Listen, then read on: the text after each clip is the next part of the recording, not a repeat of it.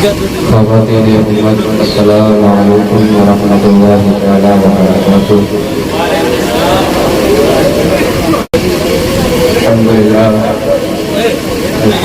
رب العالمین والعاقبۃ للمتقین والصلاۃ والسلام علی سید الانبیاء والمرسلین اما بعد فاعوذ باللہ من الشیطان الرجیم۔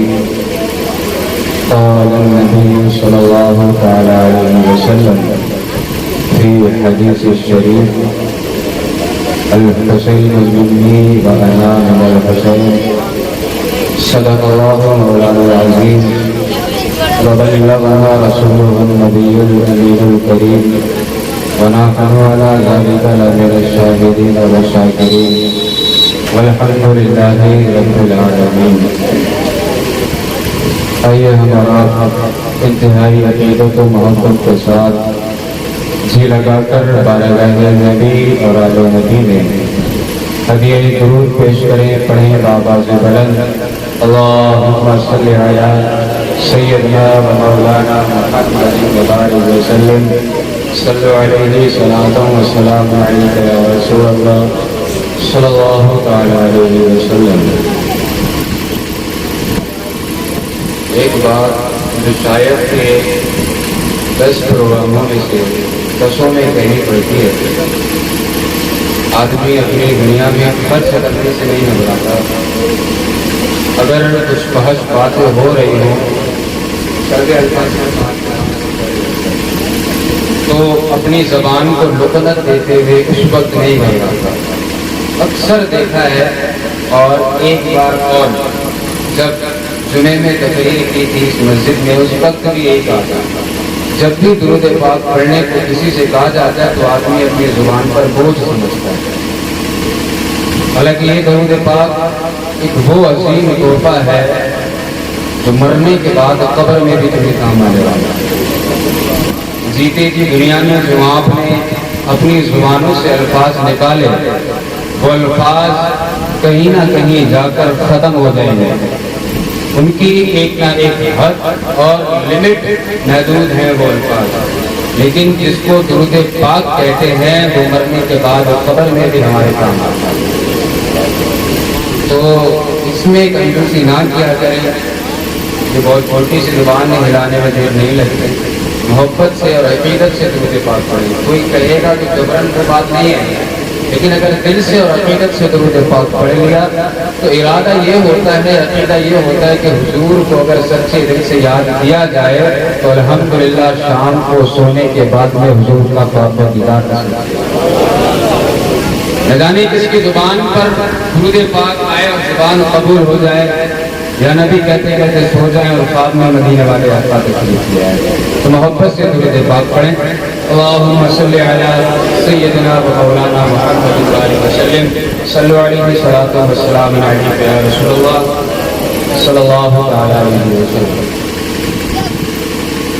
غوث اعظم بمنی بھی سروسامہ مدد، قبلہ دی مدد، کعبہ ایمہ مدد، بگرداب بلا افتاد کشتی، ضعیفانی شکستہ آب کشتی، بحق خواجہ عثمان ہارونی مدد کنی یا معین الدین چشتی، قادری النار یا غوث اعظم میزنم، دمز شیخ احمد رضا فقر عالم میزنم، مولا صلی وسلم دائما ابدا علی حبیبک خیر الخلق کلہم۔ عزیزان گرامی وقار، خوش نصیبی کی بات ہے ہمارے لیے کہ الحمدللہ ہم نے اپنی حیثیت اور استطاعت کے مطابق جتنا ہو سکتا تھا اتنا اس جلسے کو پرپور بنانے کی کوشش کی، اور انشاءاللہ ہمیں امید ہے کہ بارگاہ حسین میں، بارگاہ رب العزت میں ہمارا یہ جلسہ شرف قبولیت حاصل کرے گا۔ پورے 12 بج چکے ہیں، زیادہ تو وقت نہیں لوں گا، میں ہی زیادہ لمبی چوڑی تقریر کروں گا، لیکن اتنی دیر کہوں اگر دل پر اثر کر جائے تو میرے لیے خوش نصیبی کی بات آ جائے۔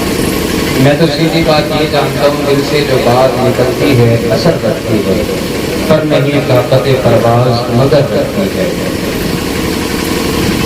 ہم یہاں اس جلسے میں بیٹھے حسینی کمیٹی، انہوں نے یہ انتظام کیا، اللہ اس انتظام کو اپنی بارگاہ میں قبول کرے اور کمیٹی والوں کو توفیق بخشے کہ اس جشن کو، اس پروگرام کو آئندہ جب تک ہماری سانسیں چلیں تب تک یہ پروگرام جاری اور ساری رہے۔ تمام لوگ آمین کہیں، دعا آپ کی کے لیے۔ کچھ اشعار میں پڑھتا ہوں، طرز میں نہیں پڑھوں گا لیکن جائزہ لیتا ہوں کربلا کے تعلق سے۔ شروعات کرتا ہوں سورہ اعلیٰ کے کلام سے۔ اب ارشاد فرماتے ہیں، تیری نسل پاک میں ہے بچہ بچہ نور کا، تیری نسل پاک میں ہے بچہ بچہ نور کا، تو ہے عین نور تیرا سب گھرانہ نور کا۔ بار بار میری کہنے کی عادت نہیں ہے، سبحان اللہ، ہم اسے اگر سن کے لیں گے تو میرا مقصد صرف یہ ہے، اگر یہاں 50 بیٹھے ایک کی سمجھ میں آ جائے مقصد کافی۔ بار بار کہنے کی ضرورت نہیں ہے، اگر اچھا لگے تب دل سے سبحان اللہ کہیں، کیونکہ اس سے آپ کی نیکی میں اضافہ ہوگا۔ اعلیٰ حضرت سرکار فرماتے ہیں، تیری نسل پاک میں ہے بچہ بچہ نور کا، تو ہے عین نور تیرا سب گھرانہ نور کا۔ اب ایک شعر پڑھتا ہوں کربلا والوں کے لیے۔ ہم نہیں کہتے کہ کربلا ہماری ہے، پہلی لائن سر کر شارٹ مت ہونا، اس طرح کہہ دیا، آگے پورا شعر سنیے گا۔ ہم نہیں کہتے کہ کربلا ہماری ہے، حق اگر تم کہو تو کربلا تمہاری ہے، جس نے اتاری ہے نبی پر آیتیں، اس نے ہم پر کربلا اتاری ہے۔ شعر بہت فتح کا تھا لیکن آوازیں بڑی دھیمی ہیں۔ وہ الگ بات ہے کہ آپ کا آدھا پہر گزر گیا، لیکن انشاءاللہ ہم مسلمانوں کے اندر وہ جذبہ اور وہ جوش ہوتا ہے کہ اگر ذکر الہی، ذکر حسین اور اللہ والوں کے تمام اذکار کے ذکر کی بات ہو تو ساری رات ان کے ذکر میں بتا سکتا ہوں۔ ہم نہیں کہتے کربلا ہماری ہے، حق اگر تم کہو تو کربلا تمہاری ہے، جس نے اتاری ہے میرے نبی پر آیتیں، اس نے ہم پر کربلا اتاری ہے۔ کربلا سے عشق ہمیں اللہ اور اس کے رسول کے ذریعے ملا، کیونکہ نبی کریم صلی اللہ تعالیٰ علیہ وسلم کے پیارے نواسے حسنین کریمین کی جو محبت ہمارے سینوں میں محفوظ ہے وہ حضور کی وجہ سے ہے۔ سب سے بڑی چیز یہ ہے کہ وہ نواسہ حضور ہے۔ دوسری چیز یہ ہے کہ وہ حسین ایک ایسی شخصیت کا نام ہے جس نے اس وقت میں مذہب اسلام کے پرچم کو بلند کیا جہاں پر مسلمانوں پر ایک آفت تھا پڑی، جہاں پر ظالمین اپنے ظلم کے جال بچھا رہے تھے، لیکن امام حسین وہ نام ہے کہ الحمدللہ آج چھوٹے سے بڑے تک، جوان سے بوڑھے تک ہر شخص یہ طاقت رکھتا ہے کہ اگر حسین کے نام پر جان دینے کی باری آ جائے تو ہر مسلمان تیار رہے گا کہ نہیں؟ انشاءاللہ۔ نبی کریم صلی اللہ تعالیٰ علیہ وسلم نے حدیث پاک میں ارشاد فرمایا، پہلے میں شہادت کے اوپر آتا ہوں، اس کے بعد میں شہدائے کربلا کی تھوڑی سی تاریخ بیان کروں گا۔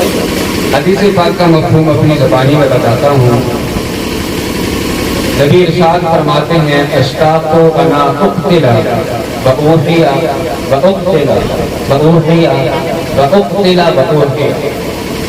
سرکار نے 3 مرتبہ یہ الفاظ دہرائے۔ حضور فرماتے ہیں، میں اس بات کا مشتاق ہوں کہ مجھے پہلے شہید کیا جائے، اس کے بعد میں مجھے پھر سے زندہ کیا جائے، پھر مجھے دوبارہ شہید کیا جائے، اس کے بعد میں پھر مجھے زندہ کیا جائے، اور تیسری بار میں ارشاد فرماتے ہیں ایک بار پھر مجھے شہید کیا جائے اور پھر مجھے زندہ کیا جائے۔ حضور نے شہادت کے لیے اب حدیث ہمارے سامنے پیش کر دی۔ اس سے ہمیں یہ واضح طور پر معلوم ہوتا ہے کہ شہادت ایک عام چیز نہیں ہے۔ شہادت بڑے خوش نصیب لوگوں کے ذمے میں آتی ہے۔ شہادت کی دو قسمیں ہوتی ہیں، ایک کو کہتے ہیں شہادت سریہ اور دوسری کو کہتے ہیں شہادت جہریہ۔ اور حضور اکرم صلی اللہ تعالیٰ علیہ وسلم نے یہ دونوں شہادتیں خود بخود پائی ہیں۔ حضور کو خود یہ دو شہادتیں حاصل ہیں۔ سوال کرنے والا سوال کر سکتا ہے کہ انسان ایک ہی بار شہید ہو سکتا ہے؟ حضور کی ظاہری زندگی میں وفات ایک ہی بار ہوئی ہے، سوال کر سکتا ہے، لیکن جواب دینے میں بیٹھا ہوں۔ دونوں قسمیں ہیں، شہادت سریہ، شہادت جہریہ۔ شہادت سریہ وہ یہ ہے کہ اگر کوئی شخص کو کسی نے کھانے میں یا کسی اور چیز میں زہر ملا کر پلا دیا یا کھلا دیا، اس کے بعد اس کی موت ہو گئی تو اس کو کہتے ہیں شہادت سریہ۔ دوسری شہادت شہادت جہریہ، انسان اسلام کے دشمنوں کے ساتھ میں رضائے الہی اور اس کے محبوب کے لیے جنگ کر رہا ہے۔ اس جنگ میں نیزے لگنے کے بعد جسد اطہر سے کچھ خون گرا، خون گرنے کے بعد میں اس نے شہادت کا جام نوش کر لیا، اس کو کہتے ہیں شہادت جہریہ۔ اب حضور کو یہ دو شہادتیں کہاں سے ملی اور کیسے ملی وہ سماعت کریں۔ ایک مرتبہ ایک یہودی عورت نے حضور اکرم صلی اللہ تعالیٰ علیہ وسلم کے کھانے میں زہر ملایا۔ نبی اکرم صلی اللہ تعالیٰ علیہ وسلم نے بھی اس کھانے کو نوش فرمایا۔ آپ کے ساتھ ایک آپ کے صحابی بھی تھے، جتنا گوشت آپ نے کھایا آپ نے تناول کیا اتنا ہی آپ کے ساتھی ان صحابی نے تناول کیا۔ اس کے بعد میں حضور اکرم صلی اللہ تعالیٰ علیہ وسلم کو ظاہراً وفات نہیں آئی۔ زہر کھانے کے بعد میں آدمی کچھ ہی لمحوں کا مہمان رہ جاتا ہے، اس کے بعد میں دنیا کو الوداع کہہ دیتا ہے۔ آپ کو زہر آپ نے کھایا لیکن ظاہراً وفات نہیں آئی، لیکن یہ وفات آئی اور یہ زہر پلایا کب گیا تھا؟ جب جنگ خیبر کا معاملہ درپیش آیا تھا تب۔ اس کے بعد میں شہادت سریہ حضور کو ایسے حاصل ہوئی کہ سیدنا امام حسن رضی اللہ تعالیٰ عنہ کی جو شہادت ہوئی وہ بھی اسی وجہ سے ہوئی تھی۔ وہاں پر حضور کے خون کو شہادت ملی، گویا کہ حضور کو شہادت سریہ حاصل ہوئی۔ سمجھ آ رہے ہیں؟ اگر ایسے سمجھ نہیں آتے ہو تو پھر وہی انداز اپنایا جائے تو ہوتا ہے، یہ ہم ساری بھی ہو سکتے ہیں، لیکن کیا بات اگر بھیجے میں گھسے گی تو اس کا فائدہ زیادہ ہوتا ہے۔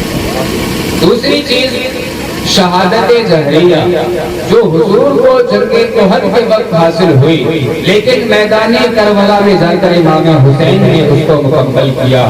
دونوں شہادتیں حضور کو حاصل ہو گئی۔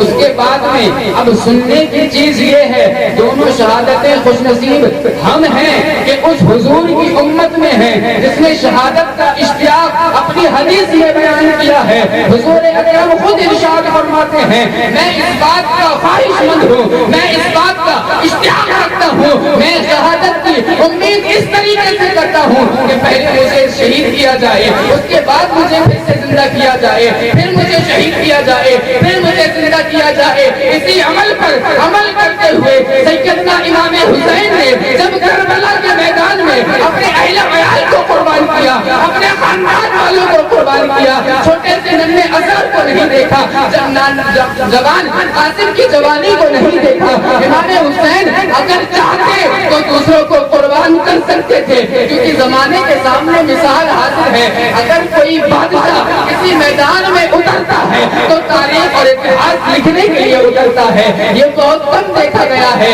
کہ سپہ سالار جنگ کا بادشاہ میدان میں اترے، پہلے سپاہی جاتے ہیں، اس کے بعد میں سپہ سالار جاتا ہے، اس کے بعد میں جس کے ہاتھ میں اسلام کا علم ہوتا ہے وہ جاتا ہے، لیکن بادشاہ اپنی کرسی سے نہیں ہٹتا۔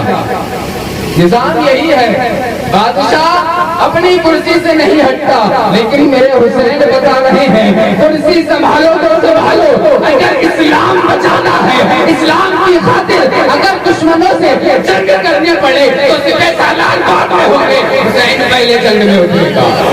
سپہ سالاروں کی باری بعد میں میں آئے گی، لیکن حسین جنگ میں جنگ کرنے پہلے اترے گا، کیونکہ ہر چیز برداشت ہو سکتی ہے، اسلام پر اگر کوئی آ جائے تو وہ ہمیں برداشت نہیں ہے۔ نعرہ تکبیر، نعرہ رسالت، امام علی مقام شہید اعظم، جشن شہید اعظم، نعرہ تکبیر۔ اور یہ حسین جن کی ہم یادیں مناتے ہیں کوئی عام شخصیت نہیں ہے، اور ہمیں تو ہماری مائیں بچپن سے کھول کر پلاتی ہیں کہ اگر حسین سے سچی محبت کرتے ہو تبھی سچے مسلمان ہو سکتے ہو، کیونکہ یہ حسین وہ حسین ہے جن کے بارے میں میرے مصطفیٰ فرماتے ہیں الحسین صبت من اسباط، حسین میرے بیٹوں میں سے ایک بیٹے ہیں، حسین میرے نواسوں میں سے ایک نواسے ہیں۔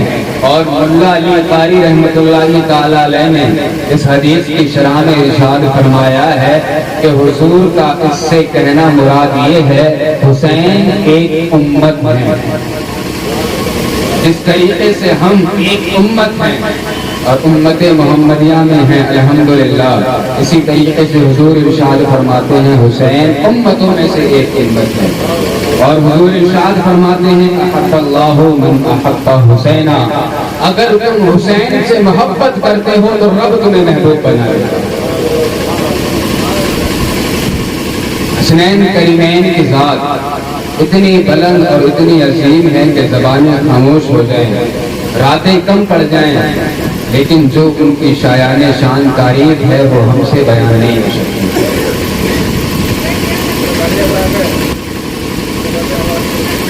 میں ایک نصیحت آمیز الفاظ 2 سے 4 منٹ کے کہتے اپنی گفتگو سمیٹتا ہوں، 12:15 کا وقت ہو چکا ہے۔ کوئی بات نہیں نہیں سنیے گا، اور بھی لوگ ہیں تقریر کے لیے۔ ہماری زندگی یہاں پر بسر کرنے کا مقصد سب سے پہلے ہمیں معلوم ہونا چاہیے کہ ہے کیا۔ اللہ کریم نے ہمیں یہاں پر بھیجا، ظاہراً بزدل ہے، اور اس وقت دیکھا جاتا ہے کہ جتنی زیادہ اسلام کی تعداد بڑھ رہی ہے اتنا زیادہ مسلمان بزدل ہوتا ہے۔ حق بات ہے کہ نہیں؟ پہلے کے زمانے میں 313 لوگ ہزاروں پر بھاری رہتے تھے، آج کے زمانے میں 30 لاکھ کی بزدلی کا سامنا۔ ہزاروں کا لشکر جب ان کے سامنے آتا تھا تو منٹوں سیکنڈوں میں صفایا ہوتا تھا اور اسلام کو فتح حاصل ہوتی تھی۔ اور ہمارے سامنے تو اتنے واقعات ہیں دور نہ جائیں، آج ہم حسین کا تذکرہ کر رہے ہیں۔ سب سے بڑی نصیحت ہمارے لیے کربلا معظمہ ہے۔ کربلا میں 72 تھے، سامنے ہزاروں کا لشکر تھا، لیکن کربلا کے جو 72 تھے وہ تھے پکے ایمان والے، وہ تھے پکے حضور والے، جو حضور سے سچا اور پکا عشق رکھتے تھے۔ ہم صرف دعویٰ کرتے ہیں، مجھے سامنے فلیکسی پر لکھا ہوا دکھ رہا ہے لبیک یا حسین، لبیک یا حسین کا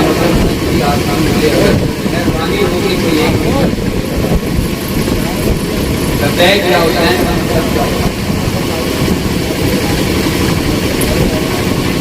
ایک نعرہ اور لگتا ہے لبیک یا رسول اللہ۔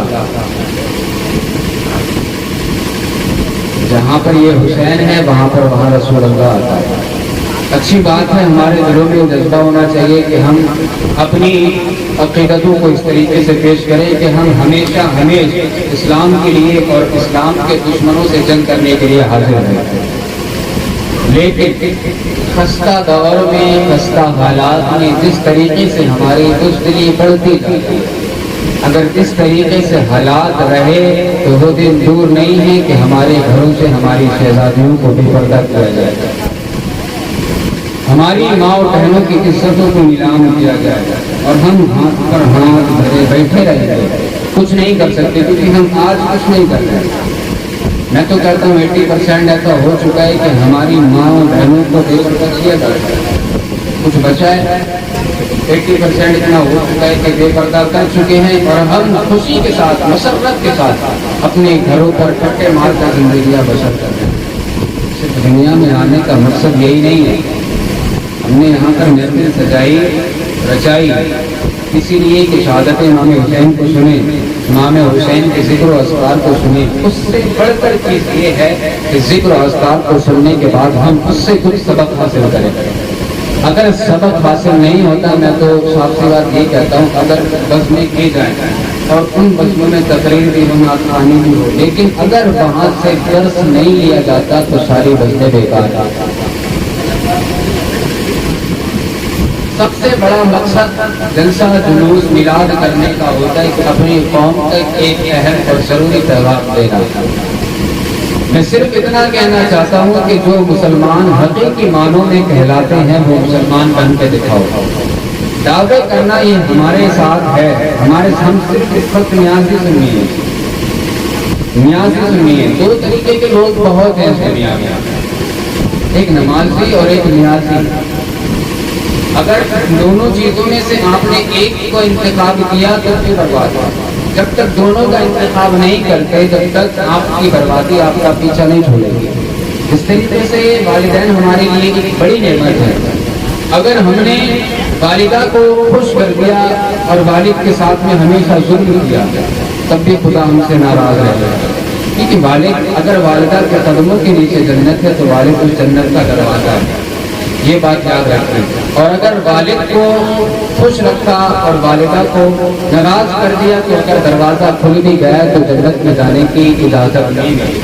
اسی طریقے سے دو چیزیں ہیں، نماز اور نیاز۔ ایک طبقہ ایسا ہے جو نماز کو اتنا پڑھتا ہے کہ اس کی پیشانی کالی ہو جاتی ہے، لیکن نیاز کو سرے سے ختم، قبول ہی نہیں ہے نیاز، مانتا ہی نہیں نیاز کیا ہوتی ہے، اللہ والوں کا ذکر کیا ہوتا ہے ان کے دماغوں میں یہ چیز ہے ہی نہیں۔ اور دوسرا طبقہ ہمارا ہے جن کے دماغوں میں نیاز بہت ہے لیکن نماز میں کچھ کمی ہے۔ صحیح ہے کہ غلط؟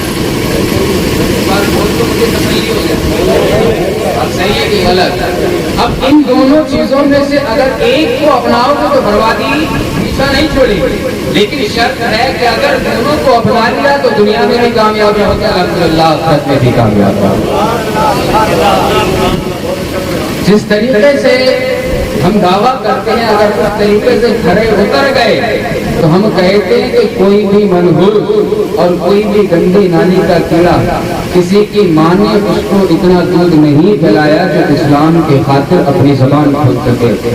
جو کتے اسلام پر بھوکتے ہیں ان کی اتنی مجال اتنی اوقات نہیں ہے کہ وہ اسلام پر بھوک سکے، کیونکہ اسلام ایک امن کا پیغام دیتا ہے، اور جو درس ہمیں اسلام نے دیا ہے اگر اس درس کو سینے سے لگا کر رکھا، اپنے جسم کے ایک ایک ذرے میں بسا کے رکھا، تو میں یقین سے کہتا ہوں کہ جب بھی جس راستے سے مسلمان گزرے گا اس راستے پر مسلمان کا استقبال ہوتا نظر آئے گا۔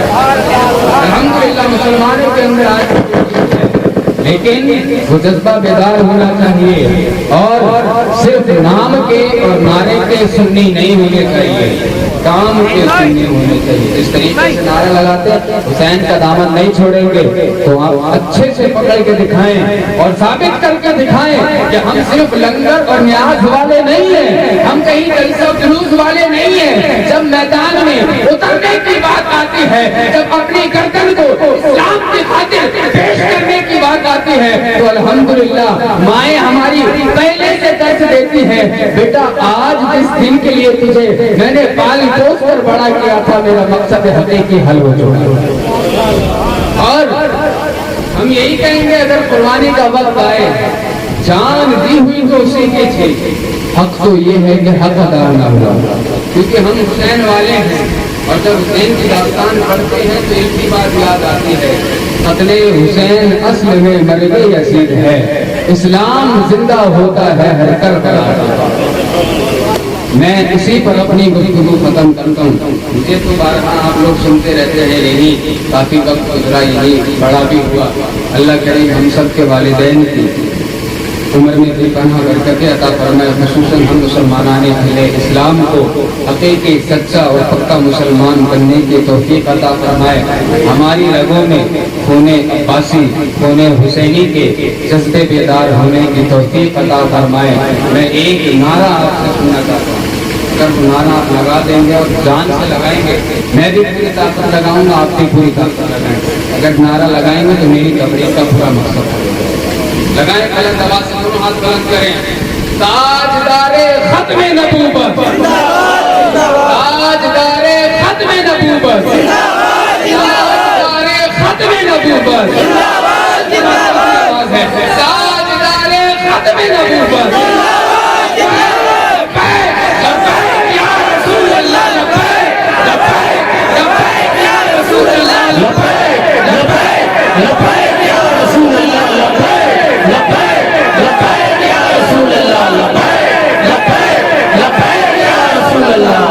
ہمارے ان اٹھے ہوئے ہاتھوں کی راز رکھ کے اگر میدان میں ہمیں اترنے کی ضرورت پڑے گی تو ہم بعد میں جائیں گے. ہماری مائیں ہمیں سینے سے لگا کر پہلے میدان میں اتاریں گی. اللہ ہر کو وہ جذبہ دے کہ امام قاسم کی طرح شہادت کا جذبہ ہمیں پیش ہو, امام حسین کی طرح شہادت کا جذبہ ہمیں حاصل ہو. اللہ کریم ہم سب کی عمر میں بے پناہ برکت عطا فرمائے. بولنے سے زیادہ عمل کی توفیق رفیق عطا فرمائے. استغفر اللہ لی ولکم ولسائر المؤمنین والمؤمنات. کلمہ شریف کا ورد کریں, لا الہ الا اللہ محمد رسول اللہ. السلام علیکم ورحمۃ اللہ.